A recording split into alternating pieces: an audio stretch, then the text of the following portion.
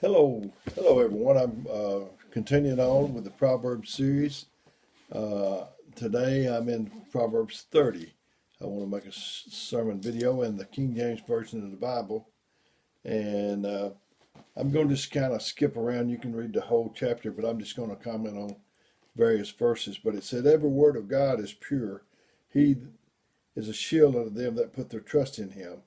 Add thou not to his words, lest he reprove thee, and thou be found a liar." So,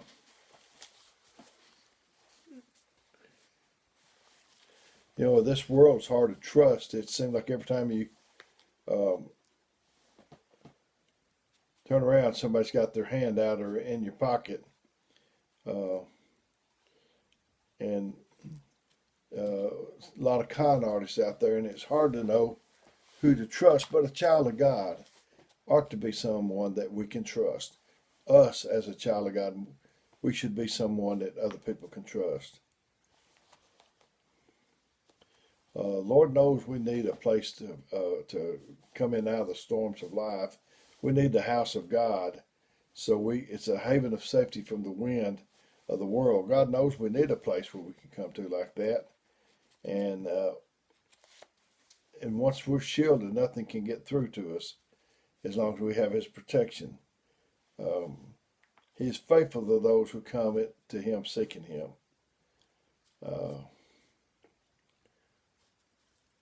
There is no rest down here on this earth. There's not really much rest. The real rest will be when we get over to heaven. So verse 8 says, "Remove far from me vanity and lies. Give me neither poverty nor riches. Feed me with food convenient for me." A lot of times we feel like that if we can't give as much as we want to, if we can't give a lot, we just won't give any. But we need to give what little we have, whether it be in money or things that we can help another person with, experiences, knowledge, testimonies, sermons, whatever. We have the ability to give a blessing to someone every day. We need to look for a way to show our love to people around us. There's no greater feeling in the world hardly than to touch the life of somebody who's in real need. Help me, Lord. People say, "I don't know what to do." Help me, Lord, to see the multitude of ways there is to help other people. If we don't find ways to help other people, we're probably not looking good enough.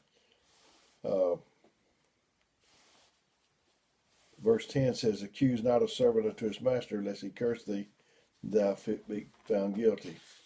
Joseph, Potiphar's wife, falsely accused him, and he got sent to prison. So,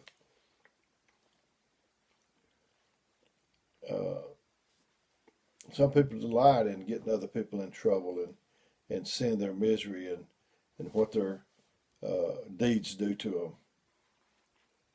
But if we spend our time minding our own business, it would help us out a whole lot, and we wouldn't get in near as much trouble with other people and with the Lord either. I want the Lord to help me examine my life to see what my strengths and weaknesses are. I want to develop my strengths, correct my faults, and to grow in every way possible. Verse 11 through 14 said, "There is a generation that curseth their father, and doth not bless their mother. There is a generation that is pure in their own eyes, and yet is not washed from their filthiness. There is a generation, oh, how lofty are their eyes, and their eyelids are lifted up. There's a generation whose teeth are swords, and their jaw teeth is knives, to devour the poor from off the earth, and the needy from among them." The Bible said that honor your father and mother, that your days may be long upon the earth, or whatever it is. I ought to live to be 120.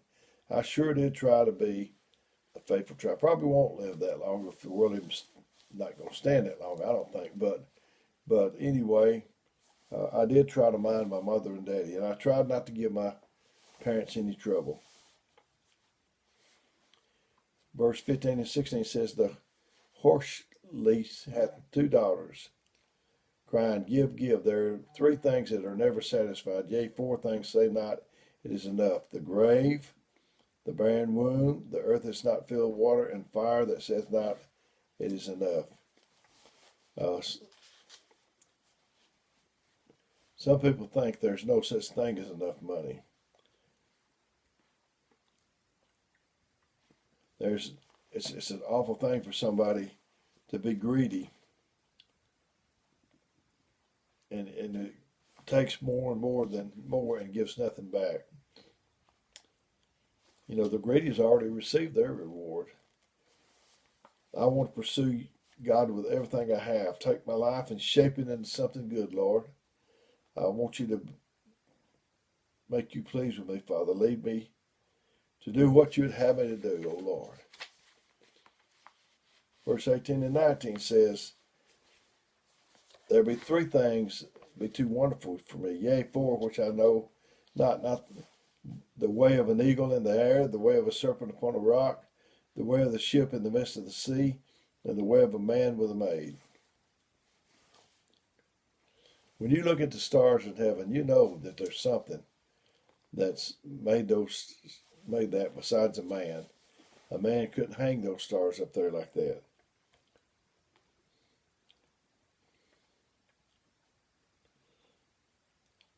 God's got so much, but he still wants me to love him and obey him.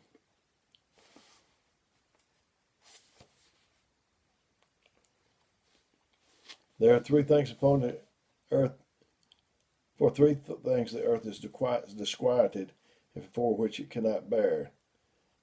For a serpent when he reigneth, and a fool, for a servant when he reigneth, and a fool when he is filled with meat. For an odious woman when she is married, and a handmaid that is heir to her mistress. You see people that go all over the place and they never contribute anywhere they go. They're more of a taker than a giver. You know, and I heard that a taker may eat better, but a giver is going to sleep better.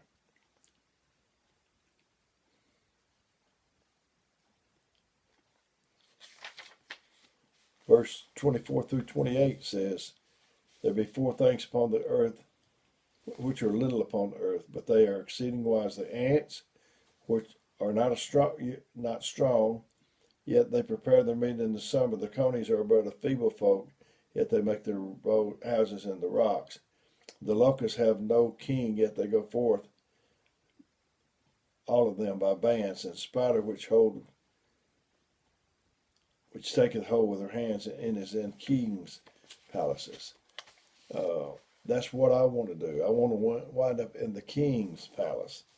And so I want to learn from the spider. I've made a video, I think, on this right here, and I made it on the 6th chapter of Proverbs, where it's talking about the ant. And ants and spiders, you can tear down an ant mound, and they'll start building back, not in a week or 2. They start right then when you walk away. And a spider web, you can come knock it down, and as soon as you walk away, they've started back building that spider web. I want to wind up in the king's palace. So I want to be like that spider. A spider has everything in it that it needs. It's got its web for where it nests down and maybe probably rests. I don't know about sleeping, but it rests, and it captures their food. And they carry that web within themselves, so they have everything they need within themselves.